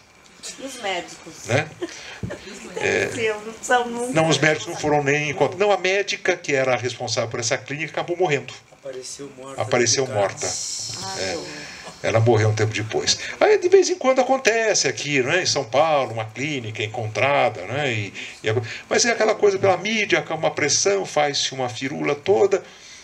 Mas na verdade é uma... E aí que eu reafirmo aquilo que eu disse antes. Na verdade, a criminalização do abortamento não tem a intenção de proteger a vida do feto. Na verdade, ela quer manter uma espada de Damocles sobre as mulheres para estabelecer o controle da sexualidade das mulheres. É para isso que serve. Então precisa manter a coisa criminalizada, para não, né? Mas efetivamente não acontece. Mas temos casos, alguns casos de mulher presa por causa disso. No Rio de Janeiro, as mortes, né? Recentemente, os casos das mulheres que morreram. Queimada, né? Para ocultar as provas e tal. Torres, um tempo atrás você me mostrou um estudo que você tinha feito sobre redução de danos. Você lembra disso? Lembro-me. Isso é uma questão extremamente interessante que aconteceu no Uruguai. Isso, né? Iniciativas Sanitárias chamava-se esse projeto, que é uma coisa foi muito interessante. Aliás, um médico uruguaio esteve no Brasil para acompanhar a implantação do serviço de aborto legal aqui, né? Aí ele volta para o Uruguai e começam a fazer o mesmo projeto lá. Aí esse médico começa a pensar e diz o seguinte, fala, mas nós estamos realmente salvando a vida das mulheres que querem praticar o aborto legal. Mas e aquelas que querem praticar o aborto que é criminalizado? O que nós fazemos? Nós vamos abandonar essas mulheres? Essas mulheres vão continuar morrendo e nós não vamos fazer nada? Aí esse médico teve uma grande sacada e disse o seguinte, todo abortamento é um ato médico. E como ato médico ele tem um antes e um depois. Então nós vamos fazer um serviço, e foi implantado no Uruguai um serviço estatal de atendimento antes e depois do abortamento. Criminoso. Então as mulheres procuravam o serviço, aí eles diziam o seguinte, olha, nós não podemos fazer porque é criminoso o aborto. Então a senhora vai ter que achar alguém que faça, eu não posso indicar também. Mas vamos combinar o seguinte, primeiro eu vou explicar para a senhora todos os riscos que a senhora corre. O que tem que ser feito, como tem que ser feito, quais são os métodos mais seguros. A senhora não coloque tal remédio, não coloque só da paz. O que não fazer, não coloca só da paz, não dá tiro na barriga, não coloca pergamarto potássio, não coloca isso, coloca isso. A senhora veja um médico que faça assim, assado. Mas faz o seguinte, uma semana antes da data marcada, a senhora vem aqui, que nós vamos dar uns remédios para a senhora, vamos fazer um tratamento, preparar a senhora com antibiótico terapia, etc. e tal, para a senhora fortalecer para a cirurgia. E vamos combinar o seguinte, a hora que a senhora sair de lá, a senhora corre aqui que nós vamos estar esperando a senhora. E vamos dar o socorro para a senhora. Reduziram a zero a taxa de mortalidade com isso, fazendo um serviço do antes e do depois. Esse serviço da iniciativas sanitárias é que acabou incentivando a descriminalização do aborto. Aí isso demonstrou que realmente o que tinha efeito era assistência, era o acolhimento. Aqui no Brasil, por exemplo, em Campinas, houve uma vereadora que fez um projeto de lei para implantar esse serviço lá. Ela esteve no Uruguai, aprendeu como é que foi, fez uma lei. Aí o Ministério Público pediu a instauração de inquérito policial por instigação a aborto e tal, né? E na época foi instaurado o inquérito, parou tudo, foi feito um procedimento policial grande, mas depois foi distribuído para a vara do júri, tinha um juiz lá que arquivou o inquérito. E acabou arquivado. E hoje a lei existe, está em vigor em Campinas, só que não foi implantado até hoje. Eu não conheço nenhum lugar que tenha implantado dessa forma. Mas, por outro lado, e na época nós discutimos muito isso, né, Cristiano, foi feito muito artigo sobre isso, orientação, tudo. Tem muito médico que hoje faz isso tranquilamente. Quer dizer, ele orienta as mulheres como não se deve fazer de forma com risco, com danos, com risco de vida até, né? Mas ele orienta sabendo perfeitamente que não praticam crime nenhum. Houve a publicação de alguns artigos sobre isso na época, deixando muito claro isso, né? Que essa intervenção no antes e no depois não é criminosa. Mas isso é uma prova, né? Mais uma prova de que o que resolve o problema o acolhimento e a assistência. Veja uma outra questão interessante, né? Nos serviços em que é praticado o aborto legal. Ocorrem muitos casos que o acolhimento é tão bem feito, a assistência é tão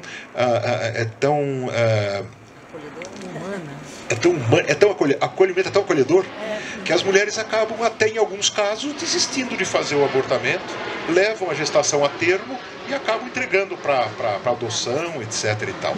Enfim, o que resolve mesmo é o acolhimento, é a assistência e não a repressão. Tem aqui uma cartilha que falando. Vai ser lançado na Quer falar sobre isso? É uma cartilha que vai ter um lançamento dia 9, né? Eu falei? Dia 9, 11 é o outro. outro, né?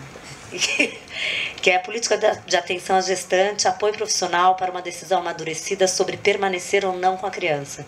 Então, outra opção ao aborto é dar para adoção ou não, e daí isso é uma cartilha para capacitar os técnicos da saúde, assistência social e dos tribunais. Daí isso seria outra questão, um pouco como que os juízes trabalham com essa questão do... Você é diferenciado, né? Mas, no geral, assim, existe um entendimento que tem que defender a mulher ou varia livre? Zé Henrique, fala, você foi o primeiro juiz a dar uma decisão sobre abortamento de anencefalo, não foi? Com a argumentação da inexigibilidade quanto diversa foi. Mas antes já havia alguns juízes que haviam garantido. Aliás, é uma coisa interessante que a gente precisa afirmar. O Supremo Tribunal Federal, ele deu a decisão praticamente declarando lícita a interrupção da gestação nos casos de anencefalia, praticamente autorizando o aborto, embora o Supremo diga que não é aborto. Não é aborto, é só uma interrupção da gestação, uma antecipação do parto. Né? A antecipação terapêutica do parto não é aborto. Né? Não é aborto. Mas, enfim, resolveu o problema. Né? Pragmaticamente, o problema foi resolvido. Mas é preciso dizer que essa decisão não foi tomada por 11 membros do Supremo Tribunal Federal. Foi tomada por milhares de juízes no Brasil inteiro, são mais de 5 mil decisões registradas no Brasil todo antes do Supremo Tribunal Federal decidir. Então são juízes que no Brasil todo foram decidindo, e a coisa foi fazendo um caldo que acabou chegando no Supremo Tribunal Federal. Acho que essa é pelo menos uma justiça que nós devemos fazer aos juízes brasileiros. Né? Mas há uma questão interessante sobre isso. Foi feita uma pesquisa na Unicamp, em Campinas. Primeiro foi feito com os médicos, e depois feito com os juízes. É uma pesquisa extremamente interessante, que precisava ser divulgada. Né? Então pergunta-se, e eu digo que a resposta é a mesma, tanto dos médicos como dos juízes. E o perfil, né, social, intelectual, é o mesmo. Né? Que é o seguinte, geralmente são contra o abortamento. Mas quando a situação acontece na família, encaminham para a prática do abortamento. Daí vem as clínicas particulares. A quantidade de médicas e juízas que já praticaram o abortamento e declararam isso é enorme. Então, no fundo, é uma situação que vive nas sombras. Né? Sou contra, mas quando é comigo, eu passo a ser. Você vai no médico particular, você faz seu aborto particular, ninguém precisa saber, você não está exposta num hospital, enfim, numa lei, precisa. É um pouco... Isso revela uma outra face também, né? Que a questão do abortamento é uma questão de pobreza. Quer dizer, o abortamento só é problema para as mulheres pobres. Porque as mulheres que têm condições fazem o abortamento quando querem, com toda a segurança, né, sem qualquer problema. Se o senhor me permite, eu acho que não é o que fica aí, minha visão de mulher já. Não seria, eu acho que ainda fica por conta de uma mentalidade muito machista, eu acho que fica uma questão assim psicológica, às vezes emocional. Porque eu acho que por mais que, mesmo entre uma classe social mais favorecida, ela possa se valer desse aborto, eu acho que ainda existe um ranço de preconceito que muitas vezes cai em cima da mulher que faz o aborto, que acaba não sendo tão tranquilo a questão da aceitação. Aliás, e não é tão tranquilo até em termos de segurança. Recentemente, uma amiga minha, uma pessoa com formação universitária, até de classe econômica privilegiada, tudo, contou-me que fez um abortamento, praticou um abortamento, fez uma clínica, pagou caro e ficou estéril. Nossa. Razão da prática desse abortamento. Então realmente tem essas consequências. Agora, uma coisa que é um mito, que a gente precisa ser dito, é o seguinte: eu tenho ouvido falar, acho que todas e todos aqui já ouviram falar isso, mulher que pratica o abortamento carrega esse problema por resto da existência, nunca mais se livra desse drama. Pois bem, em razão da implantação desse serviço de aborto legal, muitos mitos como esse estão sendo desmontados. Por quê? Porque antes era tudo no achômetro. Né? Eu acho que sim, o outro acha que não, e a vida continua. Né? Agora não, agora tem pesquisa. Então você tem, por exemplo, o Pérola Byton aqui em São Paulo, fazendo abortamento. Uma psicóloga do Pérola fez uma pesquisa com entrevistas com praticamente todas as mulheres que passaram por lá. 10 anos depois, 15 anos depois. Perguntando, né? Quer dizer, é verdade isso? Quer dizer, você nunca mais dormiu na vida, você sonha com o filho, etc. E a resposta é impressionante. Quer dizer, é mínimo o número de mulheres com as quais acontece isso. Quer dizer, a grande maioria, quase unanimidade, aliás, 100% delas, nenhuma achou agradável, gostoso, legal, bacana ter feito o abortamento. Nenhuma. Todas passaram por um momento difícil, de decisão, tiveram que enfrentar uma situação difícil. Eu estou falando não porque eu acho, que está lá na pesquisa. E elas todas dizem o seguinte: se precisasse eu faria novamente. Não me arrependo de ter feito, porque naquele momento de vida eu teria que ter feito, eu fiz, e se hoje eu estivesse na mesma situação, eu faria novamente. Então é mais um mito que é destruído, né? Que não existe. Uma pergunta. Existe uma pesquisa de mulheres que fizeram aborto e tiveram filhos, e mulheres que fizeram aborto e não tiveram filhos nessa resposta? Eu acho que o Cristian poderia ter alguma resposta, mas eu só queria dizer alguma coisa. Que o número do segundo abortamento evitado também é muito grande. Você tem algum dado sobre isso? O que passa realmente sempre é um momento de muita dificuldade, porque a maternidade é algo tão impregnado no inconsciente coletivo das mulheres, é muito forte, né? E mesmo na questão da violência, onde ela não faz, a gente chama maternagem, aquela interação da mulher com o feto. A maternagem é o que a maioria das mulheres que tem a gestação desejada sente. É o desejo de fazer o quartinho do bebê, de escolha do nome, enfim, está adorando estar grávida, e apesar do desconforto, enfim, um momento de luz, de alegria, ela tem um vínculo profundo com aquela gestação, né? A gestante que está diante de uma violência sexual é dramático, porque no começo até era muito difícil a gente entender esse... doutor, eu estou com um monstro crescendo dentro de mim, o demônio está aqui na minha barriga, me salva. Coisas assim, essa coisa, né? Então você percebe que é uma repulsa muito profunda, e mesmo nessa situação não é fácil. Ela vai com muitas inseguranças, muitos medos, mas a primeira coisa, você na face dessa mulher, você termina, acaba o procedimento, ela no dia seguinte é outra pessoa, como é que você tá tudo bem, o que você está sentindo, diz uma palavra, você tá bem. Ai, doutor, que alívio,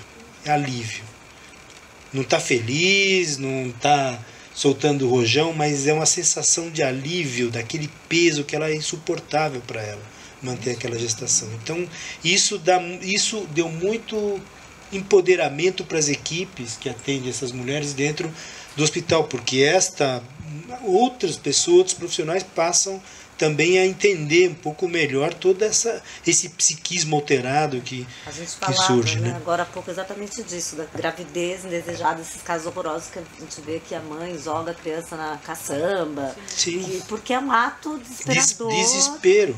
E daí nasce, né, quando ela não tem acesso e aquele recém-nascido, ela não reconhece como dela, não tem vínculo amoroso, afetivo nenhum, e passa a fazer essas barbáries, essas monstruosidades que aqueles que não entendem toda aquele deturpação do psiquismo dessa mulher num pós-parto, mas como que ela colocou num bueiro um recém-nascido, que monstro, que isso.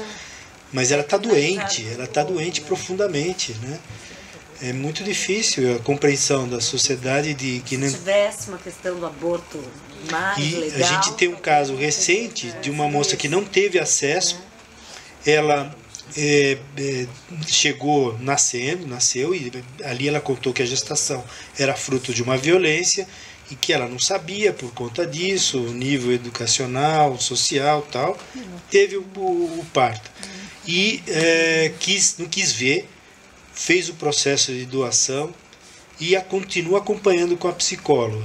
Ainda o juiz ainda não decidiu, está lá na maternidade essa criança.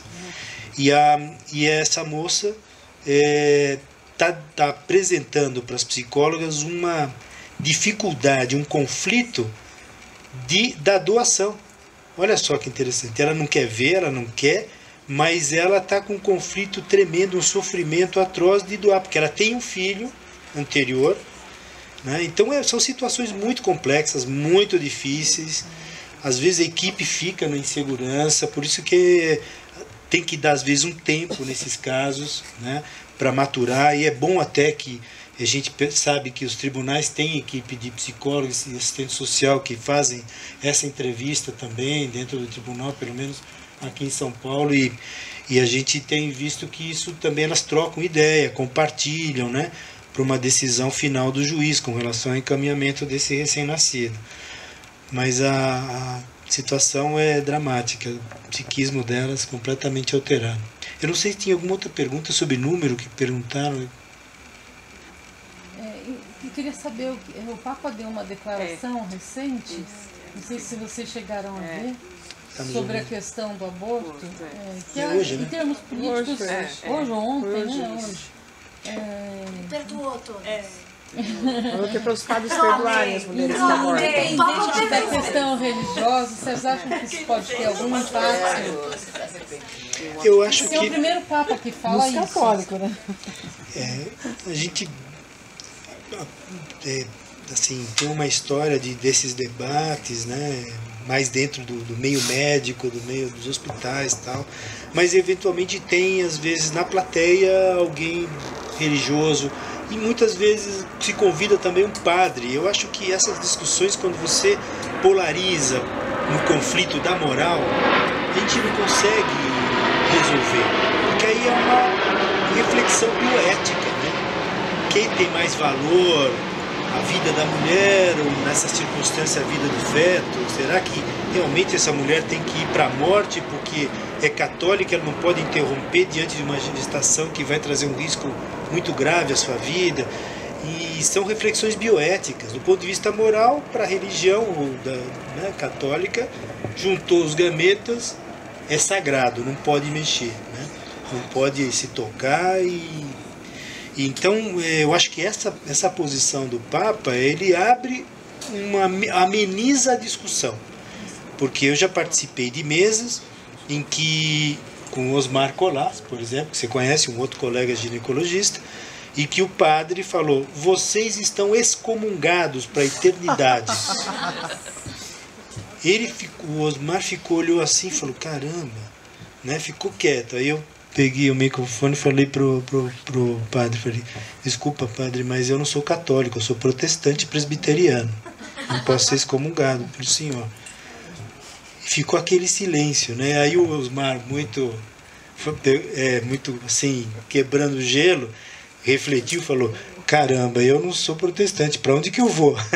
Então todo mundo deu risada, mostrando que, assim, são posições, né, que para muitas pessoas é muito difícil essa situação. Nós tivemos uns anos atrás, num caso de uma menina em Recife, estuprada pelo padrasto, grávida de gêmeos, e que tornou-se público a nível mundial porque os médicos de Recife, Olímpia, os colegas, acolheram a mãe e a menor para procedimento de interrupção. E houve uma reação da cúria, da igreja ali, isso se tornou público, e inclusive manchetes do Le Monde, do New York Times, de todo esse embate da igreja contra os médicos. E, surpreendentemente, depois de 2-3 dias, a imprensa perguntou, o Lula era o presidente, o que você acha desse caso? Neste caso, porque a opinião pública estava fortemente favorável à menina, à mãe, a decisão da menina e da mãe, e a posição dos médicos de fazer o procedimento. E ele falou: acho que nesse caso os médicos têm a razão. Mas depois talvez fazer pesquisas, né, ver qual era a opinião pública, se era favorável ou não. Mas eu... E o arcebispo falou depois, Foi afastado esse arcebispo. Mas o arcebispo também não declarou? Tirou ele da... Sim, foi excomungado. Excomungou, né? Excomungou eles, tudo. Agora a gente precisa falar para o Olímpio, vocês têm agora uma oportunidade de voltar. Mas essas coisas a gente acha, às vezes, agora, né, assim, engraçado, mas é muito dramático para as pessoas que sofrem esse tipo de agressão. Acho um absurdo, é desumano, né? Você, dentro de uma pessoa que tem uma religiosidade e que faz um ato, e eu considero um ato de amor e de garantia para aquela pessoa, garantir um direito para que ela não morra e tenha garantido aquele direito, sofrer um ataque desse. Acho que é desumano, é antiético, porque a discussão é ética mesmo, né? Não sei se vocês sabem, mas existe um estudo cronológico de risco de morte por procedimentos obstétricos. E é um estudo americano, está no American Journal, é uma das mais importantes revistas científicas de ginecologia obstetrícia do mundo. E esse estudioso estudou a morte materna por 10 anos nos Estados Unidos, separando por procedimento. Morte materna por parto com feto vivo, parto com feto morto, ectópica, abortamento espontâneo, aborto legal e seguro, etc. E nos Estados Unidos, pasmem, o abortamento legal, aquele que a mulher entra numa ambiência dentro das condições médicas adequadas, com mãos hábeis, com protocolos definidos, é a que menos risco de morrer tem. É o procedimento obstétrico mais seguro que tem. Essa é a discussão ética. Né? É mais seguro fazer uma interrupção da gravidez planejada, eletiva, do que um aborto espontâneo incompleto, que não sabe em que condições que ela perdeu, se é quanto que ela já teve de hemorragia, se há quantos dias ela está sangrando, quanto tempo ela levou para o hospital, se manipulou, se está com infecção. É mais seguro que um parto com feto vivo. Né? O risco geral é 0,05 mortes para cada 100 mil abortos legais e seguros. A ectópica, que é o procedimento mais arriscado, são 7 mortes para cada 100 mil procedimentos de ectópica. Então, é um número enorme de risco maior de morrer, né? Inclusive o parto, tem mais chance de morte num parto natural, espontâneo, no termo, do que fazer um aborto legal e seguro. Então, como você deixar uma mulher que tem garantia do Estado de ter acesso a esse procedimento, do ponto de vista médico, ético, você não criar as condições para que ela tenha acesso? 100% a gente não pode dar essa garantia, mas você pode ter quase certeza que se tiver uma complicação, vai estar, até por conta de ser este o procedimento, todo mundo vai estar muito atento. Né? Pode dar alguma coisa errada, evidentemente, atravessar a rua a gente não sabe o que pode acontecer, mas, enfim, é muito, muito seguro. Há uma coisa interessante que eu acho que precisa ser dito, como é que se estruturam esses serviços de aborto legal. Acho que todos aqui, todas precisariam conhecer, saber disso, que existe, que se estrutura, que eles funcionam. Né? Em Campinas, por exemplo, nós temos um serviço que é municipal e um serviço na Unicamp. Mas como é que tudo isso começou, né? Que, como o Cristiano disse, que em 89 começa no Jabaquara, porque teve aquela experiência com a Luiz Erundina, né? Teve uma experiência no Rio, mas em 1995 havia 3 serviços só. Um em Campinas, o Jabaquara e o Rio, né? Muito incipientes e tudo. É aí que começou um grande movimento para implantação. Agora, isso, vejam bem, nós estamos falando de um código que já previa o aborto descriminalizado desde 1940, que nós já tínhamos 2 hipóteses de aborto não criminoso. E nós tocávamos no assunto, quer dizer, nós passamos praticamente 50 anos na indiferença, ninguém tocava no assunto, ninguém se preocupava com isso. Foi então que, a partir de 89, 90, 95, os médicos começam a se reunir e falam, não, espera aí, vamos sair da sombra, nós estamos fazendo escondido, né? Tem que fazer escondido, levar paciente escondida, parece que nós somos criminosos. Aí resolveram dar a cara, né? Eu acompanhei esse processo todo e testemunhei a implantação de serviços a médicos, né? Como o Cristiano é um deles, né? Que tem dedicado a vida durante esses anos todos para implantar. E hoje existe esse serviço. Hoje, uma mulher que é estuprada em São Paulo, né, antes era muito interessante, né, levar para a delegacia. Né? Então, estuprou, a delegacia. Né? Vocês não imaginam a luta que foi durante esses anos todos para convencer o IML que a mulher tinha que ir para o hospital e não para o IML. Dizia-se na época, inclusive, que se os médicos do hospital fossem dar assistência à mulher, iriam estragar a prova do estupro. Então era melhor preservar a prova do estupro do que preservar a vida da mulher. Era uma coisa assim alucinante. Até que conseguiu muito esforço, né, colocando isso em normas, em regulamentos. Hoje a coisa está mais ou menos... Não, oficialmente está acertada, isso não há dúvida nenhuma. A exigência do boletim de ocorrência foi outro drama para convencer que não havia necessidade. Foram seminários, congressos, debates, discussões. Aí vem o presidente do Supremo Tribunal Federal e fala: se não te fizer, Jobim, se não fizer o boletim, o médico pode ser processado. Deu vontade de jogar um chinelo na cabeça dele, que ele falou. Mas faz 10 anos que ele está tentando resolver isso. Você dá uma... Foi um retrocesso, lembra disso? Que coisa terrível. 2005 foi isso. O IML, enfim, isso tudo hoje já está pacificado. Né? Delegacia da Mulher, hoje já está integrado nesse... Por exemplo, eu assisti a um filme dia desses em Campinas sobre o projeto Lumiar, muito bonito, e o depoimento de policiais, isso que eu queria contar para vocês. O depoimento de policiais, de guardas municipais. Aí vem um guarda municipal e dá esse depoimento, assistam, tá? Lumiar. E o guarda dá esse depoimento que eu estou dizendo agora. Quando há um tempo atrás, quando acontecia um estupro, que nós sabíamos, saiu todo mundo correndo atrás do estuprador. Hoje não. Hoje nós sabemos que é extremamente importante pegar essa mulher, correr com ela para o hospital, dar assistência, dar atendimento com AIDS, anticoncepção de emergência, etc. e tal. Salvá-la, salvar a vida dessa mulher. E depois nós vamos atrás do sujeito, aí vamos prender, vamos processar, etc. e tal. Mas a importância para a vida da mulher. O primeiro país que fez estudos com relação ao antirretroviral da AIDS foi o Brasil, por conta desse projeto.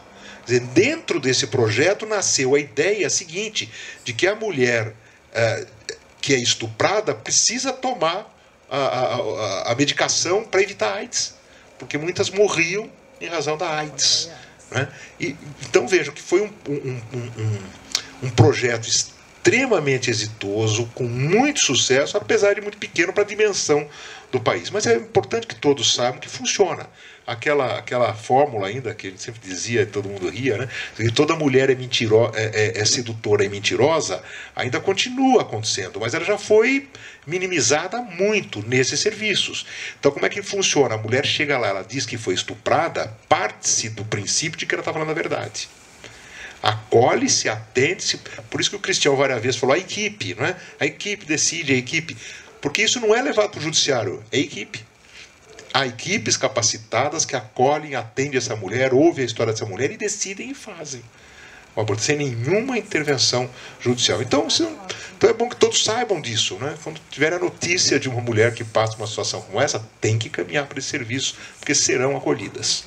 Aqui em Campinas existe... Uma parte aí que é um pouco teoria, né? Quer dizer, se alguma coisa acontece e a gente chega na delegacia, uma mulher sozinha, ou uma mulher sem um advogado, sem nada, a primeira coisa que acontece é que os policiais que estão na delegacia da mulher, eles estão lá unidos.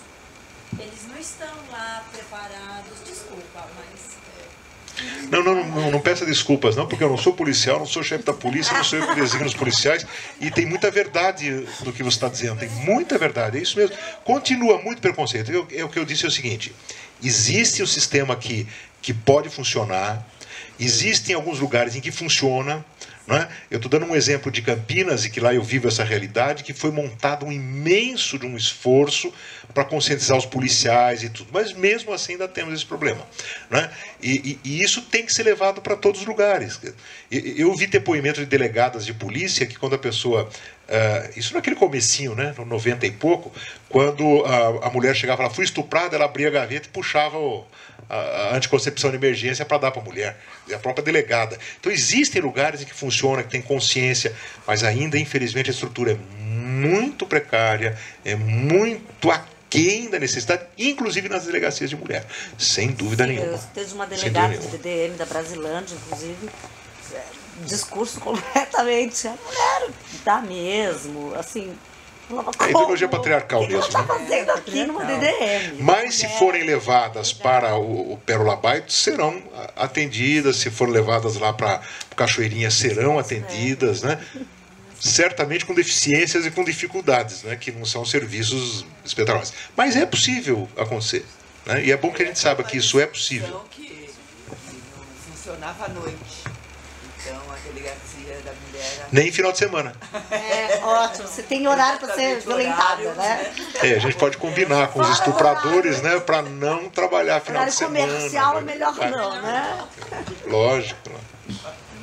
Mas o interessante é que uma sociedade, um Estado, vamos dizer assim, que criminaliza ou que rejeita tanto a possibilidade do aborto, de outro lado, vem tomando algumas iniciativas que também desfavorecem a própria maternidade. Por exemplo, o estado de São Paulo, que tem um governador que é médico, entrou com uma ação direta de inconstitucionalidade, a DI 5220, não sei se vocês viram, mas agora no final do ano passado, para que o Supremo Tribunal Federal entenda constitucional o dispositivo de uma legislação estadual que entende o período de licença maternidade como período de efetivo exercício.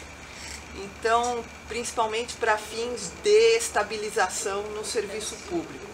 Então, na verdade, a mulher, ela de antemão, quando engravida sendo funcionária pública, e principalmente no início de carreira, ela já é culpada de estar dando golpe da barriga no Estado.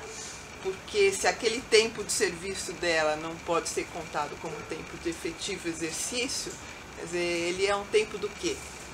É uma coisa esquisita, porque essa ADI questiona a licença maternidade, mas não fala nada da licença paternidade, ou das férias, ou da licença prêmio, que também são períodos em que você não está em efetivo exercício nessa compreensão do termo, né? Então é um Estado que ao mesmo tempo que condena o aborto, ele condena a maternidade.